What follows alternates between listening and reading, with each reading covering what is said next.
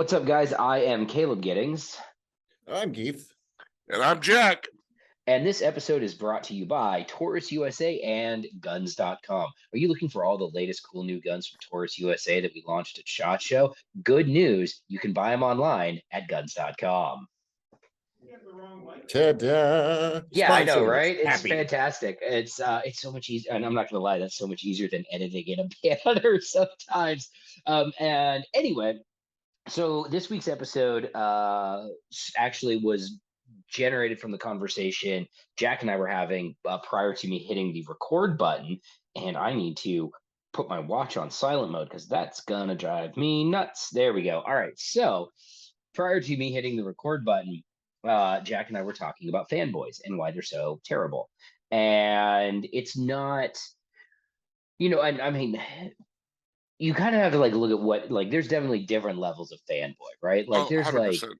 like 100%. casual fanboy where it's like I am when I think of a fanboy, I think of someone who is a fan of a thing to an unreasonable degree, but the level of That's that a really good definition. That's a really good definition of a fanboy or fangirl. They are a fan to an unreasonable degree, beyond normal fandom. expectation, beyond anything that could be attributed normally. Now And I you're think gonna what makes that when a fanboy transitions from like fun to like obnoxious is how far they take it, right? Like, because you That's can be a just it. fan of a thing to an unreasonable degree and still right. be a perfectly fun person to hang out with. Let me give you a Exactly. good sign of when you're starting to become a toxic fanboy. You're watching a YouTube video, and then you feel the need to comment on it because of something they got terribly wrong. That's a pretty good example. You could have just stopped it. You're watching a YouTube video and And you decide to comment anything more than a quick, wholesome, that was fun, or oh, hey, really cool fact. Like, here's what I love. I love when I say something and I see one person in the group of people that I'm looking at do this. Or like perk up, and they're like, this person has a fun fact or a fun story. And it's like, oh man, I'm a huge fan of that, blah, blah, blah. And they give me this wholesome little detail that I get to take, and now it's mine too, and we get to share in that. Here's what I hate to see. right, accompanied with them pushing up their glasses or whatever it is. They are the reason bullying. Actually, if you got bullied in high school, it's because you're one of these guys. Yeah, or just because everyone gets bullied in high school. Let it go. For the record, if you ran down the hallway doing the Naruto, I never knew where to put the emphasis, which syllable to emphasize in that. Naruto. All right. So if you ran down the hallway doing the run from that show, you deserve to get bullied. And you're also probably a fanboy to a gross degree at this point in your life. If the bullying did take, you're fine. And you're probably normal, but you have like maybe an unhealthy obsession with Akira. Well, I mean, speaking of anime, I do want to say, if we're going to talk about fanboys and we're going to bring up Naruto, I'm going to tell you something. In the inner city, there are a lot of gangs that are very big fans of Naruto. So I've seen some real gangster dudes with a ninja headband doing stuff, and I'm like, I would really love I would really love for like an actually qualified inner city cultural crime anthropologist crossover. Yeah, I would love for someone who's like a cultural anthropologist who like actually understands these things to do like an actual academic examination of the intersection of anime culture and gang culture in America, because it's real, it exists, and I don't understand it at all. Like, I don't. We have a cultural anthropologist on staff at our company. We do. We do. He is like, we do? Ask McAnally what his degree is in. Oh, no kidding. Well, anyway, so we'll bring him on for another episode, and we can talk about something that literally 3 people will care about. Today, it's our podcast. It is our podcast. Today, so what brought this on was I ran one of my biggest pet peeves in my internet circles are fanboys of GIGN, the French counterterrorism unit. And one of the French carrot. one of the French counterterrorism units, the one that's the most famous because they were in Counter-Strike. Let's be honest. Yeah. That was and Rainbow Six Siege. yeah, but I never played Siege. I just played Counter-Strike. So they were in Counter-Strike, they were in Rainbow Six Siege, and everybody thinks they're great, and that's fine. But here's the problem that I have with these people. One, to Jack's point that he made off air, which we're going to bring up, they're not fans of like modern day GIGN, right? Which goes around to like places in countries that you've never heard of in Central Africa and just shoots people and then goes home. Okay, that would be that'd be cool. We'll talk about that in a minute. That's pretty metal. But they're fans of retro GIGN. Yeah, they're fans of retro GIGN, and they're always fans of the MR73 as well, which is a fine gun. But the way and the reason why it absolutely drives me fucking bananas is the way they talk about GIGN and their stupid training regimen with these revolvers is it makes it sound like that this was the ultimate way to teach people how to fight with a revolver. You know what? Fuck that. GIGN shot like 6 people with revolvers.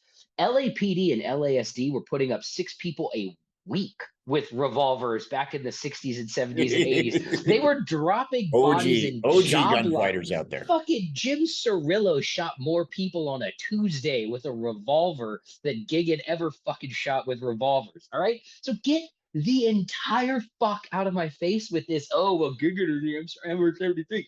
Fuck you. I don't care. If you want to talk about real, actual, hard-nosed gunfighters who are fucking killing people with revolvers like it was their job, because it was. We are not getting monetized on this one.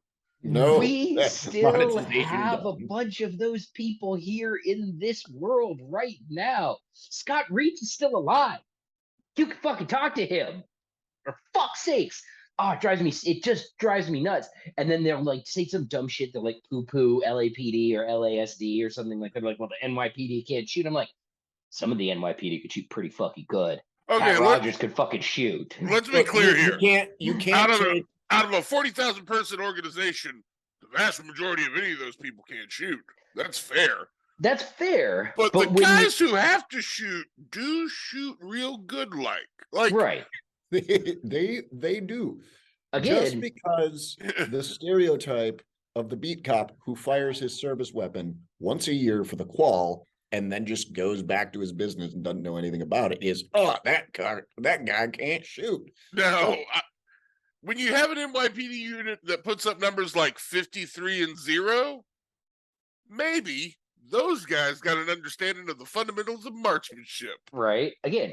So anyway, my least favorite fanboys at this moment in time are GIGN fanboys. So, be fanboys of modern GIGN. Modern GIGN's fucking cool. Yeah. One, what they're fans of is a gun that these guys used that they can't get a hold of. Right. Because they don't have $4,500. It's very expensive. It is the French version of the Python. Let's just lay it out there. I'm not saying that mechanically they're the same thing. I'm saying culturally they're the same thing. It's like when I say better. When I say, hey, I got this wine, you're like, oh, wine. It's from California. Da, da, da. Or if I say, this is French wine. That's all it is, but for 357 Magnum, which is already a caliber that brings out the weird fucking fanboys. Let's start here. It does. Well, let's continue here. Fucking 357 Magnum in the modern age, very niche purposes. But if you want to come and talk to me about how you've got a 357 something or other, I don't care. You're not impressing me. Ooh. Maybe when I was 14, I gave a shit about the Magnum denotion and your ability to shoot one. At damn near 40, my grandmother had a 357 Magnum. Not a joke. But when she won her 5 gunfights, she did those with 9mm. Yeah, also not a joke. Jack's grandma's a fucking killer. Guys, yeah, you guys grow up in that household. Is that mean you're overwhelmed? Fun fact for the 357 Magnum fanboys, of which I have mentioned, I used to unabashedly believe in like the stopping power of the Magnum. Oh, okay. So does that do something? Can we own up and say stopping power is a myth, but 357 Magnum does hit really fucking hard? So Because both of those things can be true.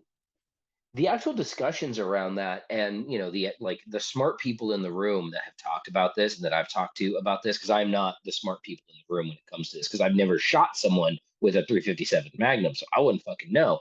But a lot of people that have are very firm believers, and this is something I'm willing to accept, very firm believers in that one of the advantages of the 357 Magnum was that because of the dramatic effect of making the gun go off, it would be more likely to produce an "oh shit, I've been shot" reaction in someone versus something that was less dramatic. Now, that I'm willing to accept that is a probability, because if you look at the actual terminal ballistics, it and a 9mm do the exact same thing. They do the same thing. Right. Same thing. It's one of those. It's probably similar. It's a psychological stop, is what you're helping produce. It will also produce a gunshot wound that could stop someone. You're looking at the psychological stop in the same aspect of people get very different attitudes when you pull out a 9mm handgun versus when you pull out a 9mm carbine. It's firing the same ammo, but those are two very different reactions from, oh, here's my, SIG 365 to, oh, here's my MP5. Right. Yeah. Here's my gun. I will say, yes, if you have to pick a 357 Magnum, pick an American one. Because we did way more work with them than those French guys. Also, I'm going to say it. If your training regiment involves your buddy shooting you in the chest, you have a weird training regimen. Not great. Pass. You guys need better shit to do on a Tuesday. You have run out of good shit to do.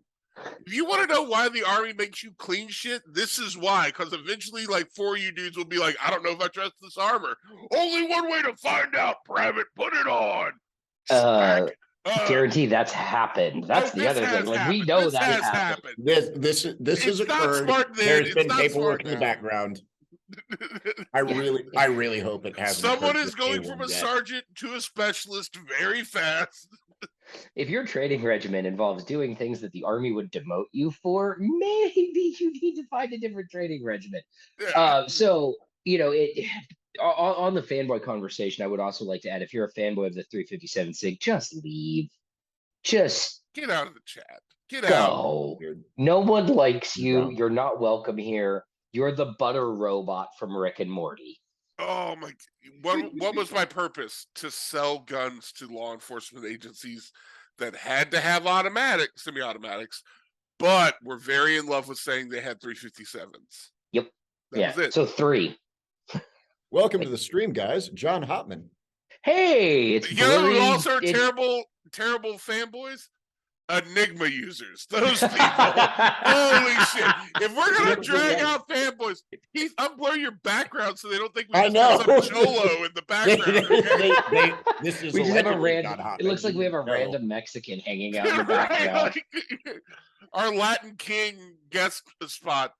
Hey, John. When in reality, he's our Hebrew king. Right. So Enigma users, they're like Indians and jujitsu people. Jujitsu people. I can't that is a absolute critical core thing of being a toxic fanboy versus just like a fanboy you can stand. When it becomes part of your personality, it's not a thing you like anymore. It is a defining part of your identity. It's like you don't understand how quickly jujitsu takes over your life until you do jujitsu, and then you're in the cult. Like that shit, I get it. You're injured. I have other things to do. But I can't watch jujitsu girls on TikTok and be like, oh man, she's really cool. She's hot. She's doing technique stuff that I really like. I'm going to follow her. 3 videos later, she's like, let me tell you girls how to carry a gun. And I'm like, 3, 2, 1. Have you ever heard of the Filster Enigma? I'm like, it's all of them. Bitch, heard about it. I was in the beta team. Or it's the Oh, reverse. this It's is a someone with podcast a Philster episode. It's not Enigma, live and then stream, but 4 it's a videos podcast later, they're episode. like, I just signed up for my first jujitsu class. This will go up on Sunday. Oh, it's good times. So, But yeah. now, hang on. Having said, having like talked about like Philster Enigma fanboys are the worst. I can literally. Oh, there's one in my desk. There's another one, fucking right over here that's got a gun in it. So, all right. So we're back. And if you wonder why we abruptly skipped, it's because Keith did a thing and made my job more difficult. Anyway, we're talking about fanboys, and obviously, like when we're talking about Enigma fanboys, there's a lot of self-roasting in there because I'm often the first person to be like, "Hi, I'm here from the cult. Have you heard of the Enigma?" So, And I did this to myself. Yeah, you did. This is entirely self-wrought. This is entirely, this is your fault, John. You did this to yourself. But John hit me up early on very in the good process things of that we making all the like. Enigma. He's like, I'm not sure if these are going to be popular. And I was like, I don't know, man. We'll see what happens. my favorite quote from John about this is he said we were at dinner and he was like, I thought I was going to make like 200 of these for my murder hobo friends, and now I'm I'm a legitimate businessman. This was not the plan. We appear as legitimate business people. Right. It's a really thin veneer of artificial professionalism, but we do it well. I mean, that's been our entire existence too. Like, I'm starting to feel like that's kind of like, how like you grow up and you go, oh, the adults really have it together. Someday I'm going to be like that. And then you get older and you realize that all the adults are just kind of like 40-year-old, 17-year-olds. And that persists for the rest of your life. And I'm starting to kind of feel that way about professionalism. we all just got told at one point in time, like, I guess this is what you do. Yeah, let's pretend. So if we're gonna go into the self-roast part of this, and what am I an unhealthy fanboy of? It's the guns of 2007 Delta Force. Best Delta Force though. I take my 1911 and I tape it down that grip safety. I ran a chest-mounted Glock 19 for a long time in body armor, and I've been looking for a 416D that's not going to break my bank for a long time now.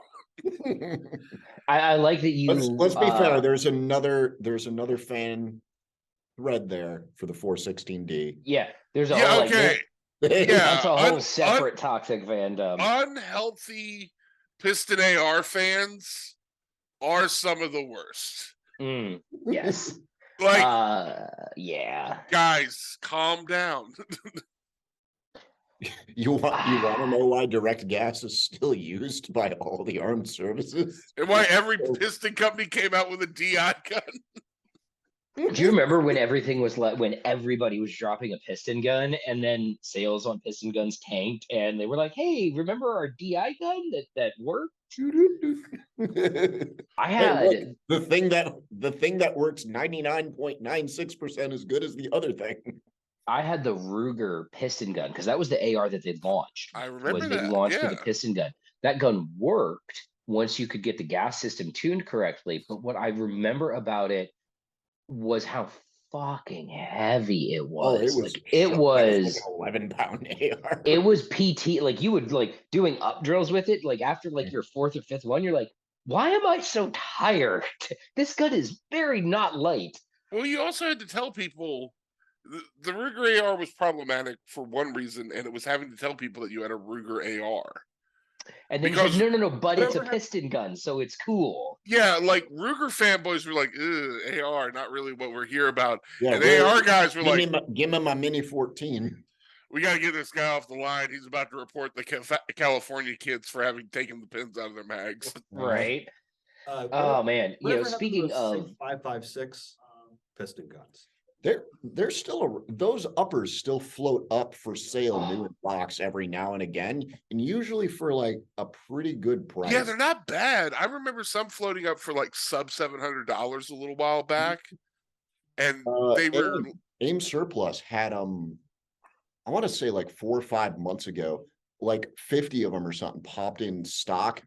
And I had to triple take on it. I'm like, there's no way that's the piston upper because they were $5.99, and I was like, Yeah, that's Yeah, where may- they. That's what maybe I'm gonna maybe I'm gonna go get myself a heavy piston SIG AR. Am I talking about also the same gun because SIG made a 5.56 rifle that wasn't quite an AR-15. I'm The blanking on 5.52 or Oh, that- 550. Yeah. Yeah, What did it, what They was, had the 550 series and they did the 556. yes, that was it. That was I was trying to remember what they imported that as because that was what John was talking about was the 556. Oh yeah, I'm talking about the 516. No, by the way, if you're a fanboy of the SIG 556, seek help. yeah. That Please. was Oh, they always That was bought the 5.56 SWAT edition, Yes. Mhm. and Yeah. they're like, "Check this out," and I'm like, "No, thank you. No, I'm good." I would like to pass on that, please. Now, if we're talking about things that we are irrationally fanboys of, I'll just hold up my coffee cup that has the Gunsight logo on it. So, I have did they sell you a house when you went there? no, that's the other place. That was the other guy. Sorry. Yeah, that's the It's other right guy next with to each other. not really. One's in Arizona and one's in like Nevada, and is out of business. The That is Nevada the one, state. That is not the same state. That is the Different- same. different places. Those four little shithole states down there are the same place to me. Arizona, Like, Nevada, New state Mexico. line Yeah, is color, the state line doesn't exist. You're right. Like, Yeah, pretty like much. you go from Michigan to Ohio, there's a change there. yeah. One has exploding trains, and No, we both have exploding trains now. Detroit. yeah, Michigan got their own. Good Michigan was job, like, guys. Although we didn't explode it, we just crashed it. So That's the most not Michigan thing ever, though. Is they're like, wait, Ohio has a natural a disaster with trains. We want one too. How Very dare Michigan. you not share your natural disasters? That's and very Michigan. transportation No, so infrastructure failures.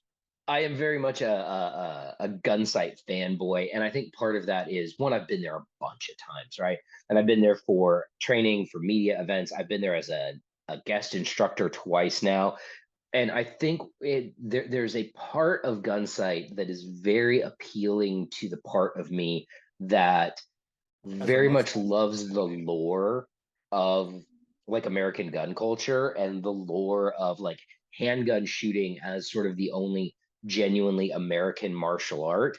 And like without Gunsight, you don't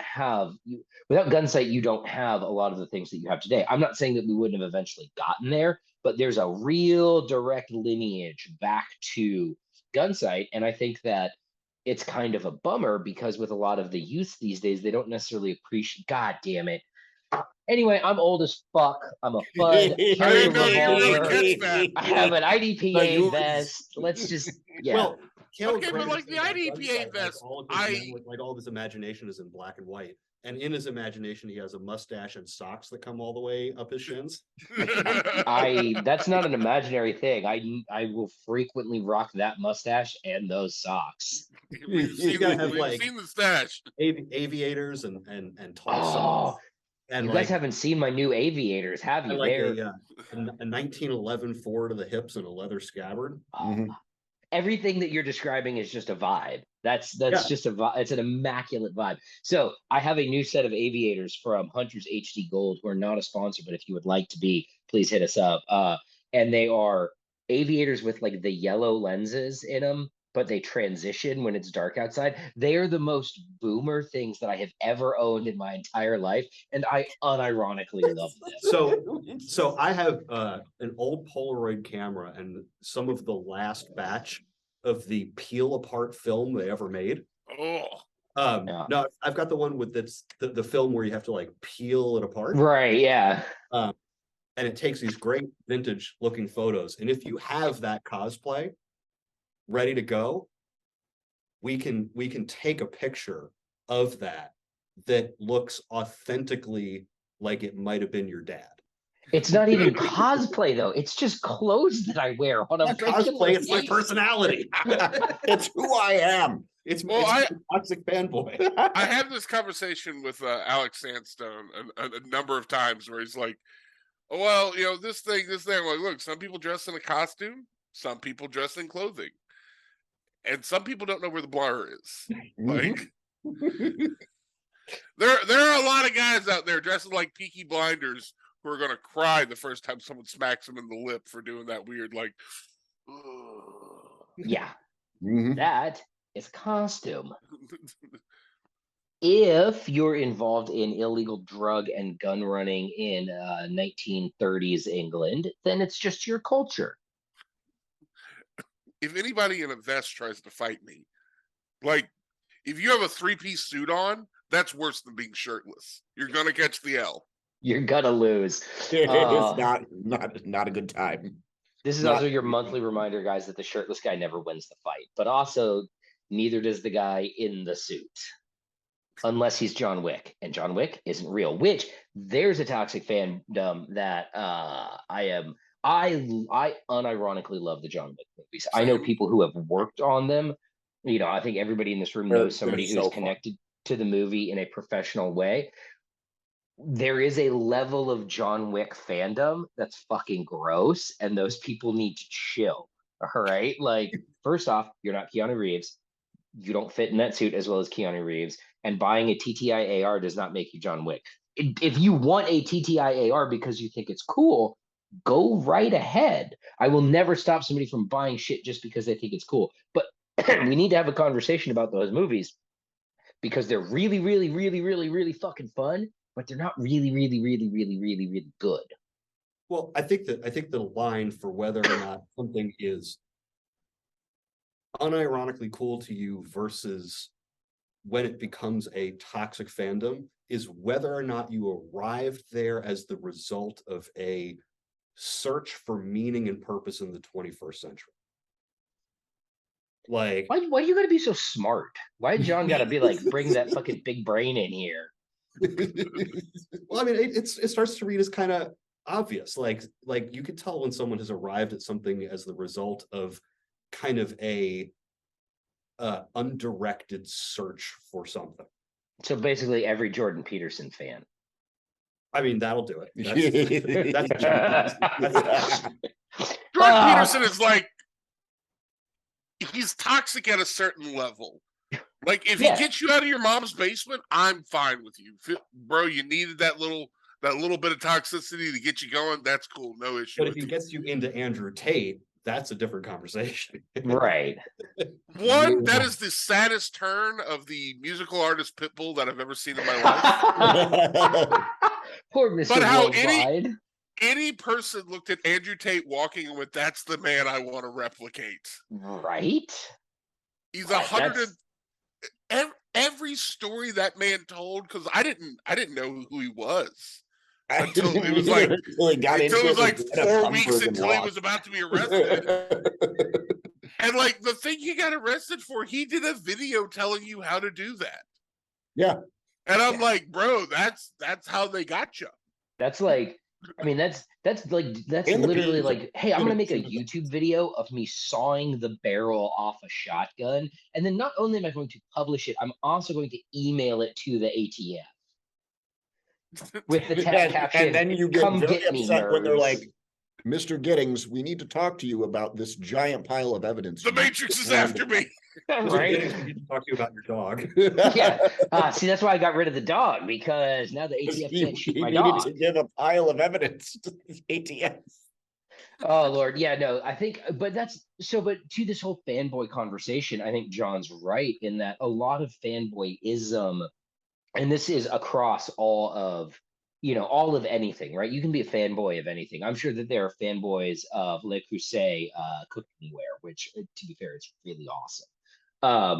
But it's when you use your fandom as a driver for a meaning in an otherwise, I don't want to say meaningless because that's mean, but No, if when you're you're deriving extra meaning more than there actually Yeah. is. Like, this is a cool thing. It's a fun thing, and you can like it. All of those things are fine. I got one for you. You know who's the worst? Ferrari F1 fans. Oh, fuck you. That's just an abusive relationship that I'm in with my television on Sunday mornings. They posted their thing of the team with the new principal and Charles and Carlos, and I'm like, I am absolutely ready to get my feelings hurt again. Let's Their new team fucking do principal it. looks like he wants to die already, and the season hasn't even started. They Ah, look it's like so they bad. dug him up. Their new team principal looks like that that dude who's like the kind of like like smiling through the tears meme. Yeah, you know what he looks like? He looks like it's like Blink if you're being held against your will, and he's like, Yeah, they're blackmailing him into it. yeah. Which, yeah, being a Ferrari F1 fan is like being in an abusive relationship. But to that point, like, when I think, you know, with the fanboy commentary, it really is like, if I were to try to figure out where the line is between being a fanboy to, you know, like being a fanboy, you're already a fan to an unreasonable degree, but when it crosses over into being gross, is how do you react to criticism of the thing that you like, right? Like if you are a diehard Star Wars fan and you love Star Wars, and then someone says, I'm not really into Star Wars, it's not my thing, and your reaction to them is to be like, no, here's why you have to like it, you're over the line. You're over the line. Or if you're yeah, where right. you're like a big fan of someone's like, I never really got into it, and then you express like, well, here's an avenue to potentially appreciate it, right? Like, well, they don't do that though, right? Or like, you know, let me share my enthusiasm about this with you. I think where it becomes toxic is when people are repulsed by someone who doesn't like the thing that they like, and offended that they don't like it. That's it. That was what I was looking for. Was they're like they offended. take personal offense that someone might not like it. Like with, you know, there's a lot of stuff that I'm a unreasonable fan of. And if someone's like, I never got into that, I'm like, I understand. I have enough self-awareness to know that if I'm into something, it's probably because that thing is weird and I'm also weird along some dimension that I can't transmit to you. But here's why I like it. But it's not like, oh, you don't like Star Wars? Well, you know, you're uncultured swine, and I hate you, and I will be actively hostile to you. I don't know if we can be friends anymore. Yeah, right. If so, well, I mean, and we see, you know, if we really want to toss a really big net out there, we see that in our own Second Amendment advocacy community, where like someone is like, oh, you don't like guns? Well, I don't want to be friends with you. And I'm like, I have lots of friends who don't really care about guns one way or the other, right? Like, who cares? It's my thing. It doesn't have to be their thing. So yeah, I do would think prefer most of my friends not care about guns to the level I care about guns, because those conversations are very boring. this is no joke. This is like my weekly like deep dive into gun nerdery conversation, and then like, and you know, for people who don't know, I've known John for quite some time. 99% of the things I text John about are like Formula One memes, or, you know, stuff that is completely outside of this world that we both live in and we're both very passionate about, because sometimes it's nice to not talk about this shit. Well, here's the other thing. If someone has a one-dimensional toxic fan relationship with something, I think when someone doesn't share that with them, they wind up in a situation where all of a sudden they can't relate to them on any other dimension. You can't say you don't like Right. Yeah, we have to mute John for a second because someone in the background is possibly discussing very sensitive business matters. Click mute. So like if your whole personality has become about one thing, anytime that someone doesn't reciprocate that, you're stuck in a situation where now you don't have any avenue to relate to them. So instead of acknowledging, oh my God, I'm one-dimensional and I don't have like multiple avenues with which I can relate to people, you withdraw completely and you push them away, so you're not reminded about having accidentally become one-dimensional.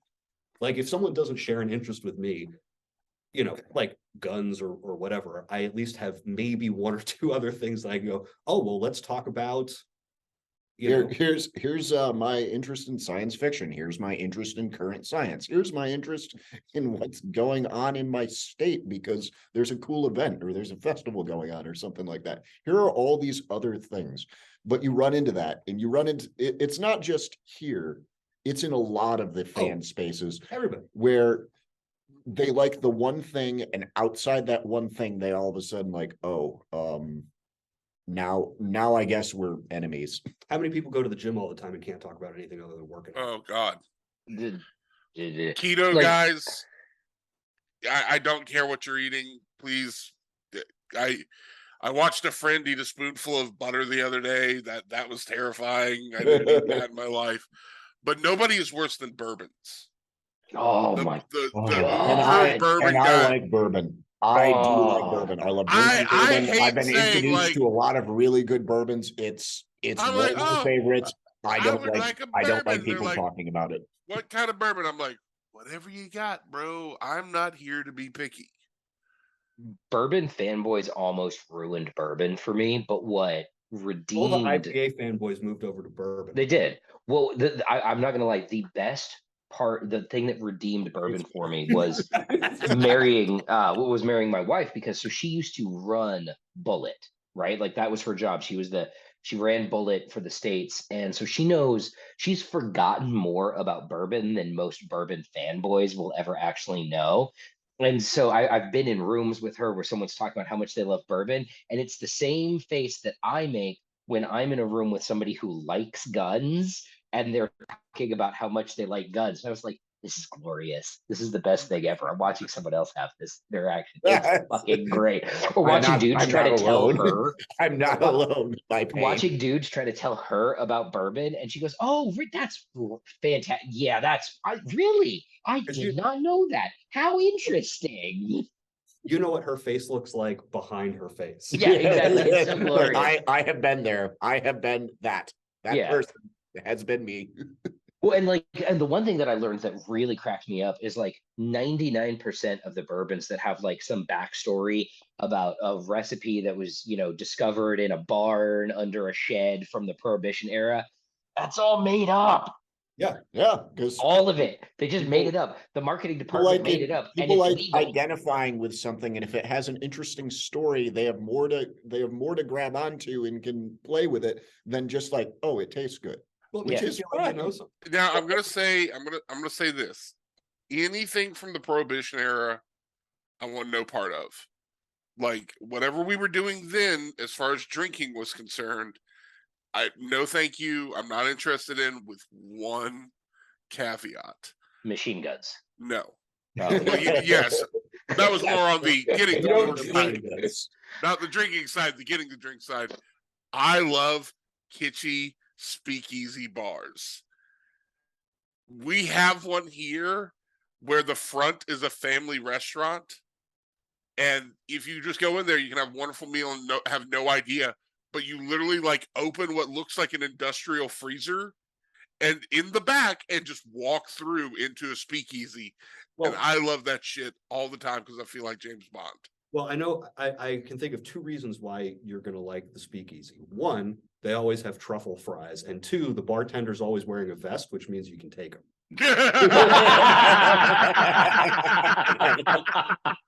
But do they have not the sawed wrong. off double barrel? There's one of my favorite bars in the world Yeah, it's is one of the in taps. It's a Yeah. tap pull. and it just comes off, and then Yeah. there's a shotgun.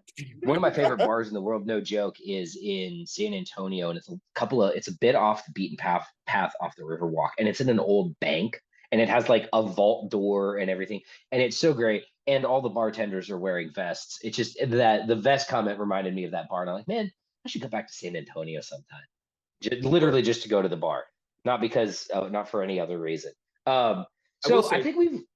People Wow. should take this with a grain of salt, because this conversation keeps coming back to a theme, and I think we're all probably jaded by the fact that we don't actually want to talk to anyone about anything. It's my job to talk to people too. Madam, sir, you're peopling too close to me. Could Right. you people elsewhere? That's that's enough. I am- I'm glad you think that your thing is cool. That is I am Really happy. great. I am happy that you enjoy this. I'm pleased for you. No, but that's true. Like, and it is very much my job to talk to people about things. And there's always It that gets to be work, guys. It gets to be work. it do be work. So But I think the counter to that is that's why I'm always so excited when I get to talk to people about things that I'm passionate about that I'm not paid to talk about, like cars or Vespas. weird or like black and white TV shows, things that are very niche subjects that I'm really into. Like the whole Zorro serial is on Disney Plus, and it's so Oh, fucking yeah. good. Anyway, but no, I think kind of to put a bow on this conversation, there's nothing wrong with being a fan of something, and there's nothing wrong with being a passionate, devoted fan of something. And where we cross the line from being a fun, devoted, passionate fan into a weird, creepy fanboy is how you react when people don't like your thing. Mm. Be cool. If somebody doesn't like HK416s, or they don't like Scar 16s, or they think that the Tavor is a piece of junk, it's fine. Gotta throw that one in there. Gotta get the Tavor in there every episode. It's fine. Remember, It- the Israelis are getting rid of it. So. right? Oh man.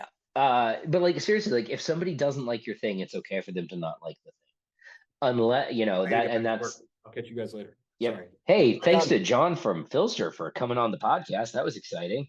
This episode not brought to you by Philster, but it could be. It could be. It could be. But it could It's be. not. John. That's still Guns.com and Taurus. Yeah, yep, But still guns.com. they will support your filster. So Lots. We actually, make guns that Philster is in the process of making holsters for. So that's fun for everyone. But anyway, guys, in all seriousness, like be fans of stuff, be passionate about the things that you like. Just be cool about it too. Accept that not everyone is going to share your passion. Okay. keep having fun, even when people aren't sharing that fun the same way as you. Keep having Right. fun and be cool to people who have other kinds of fun. That's it. Yeah. That's all. That's all. Just be Fonzie. Everybody be cool. Bitch, be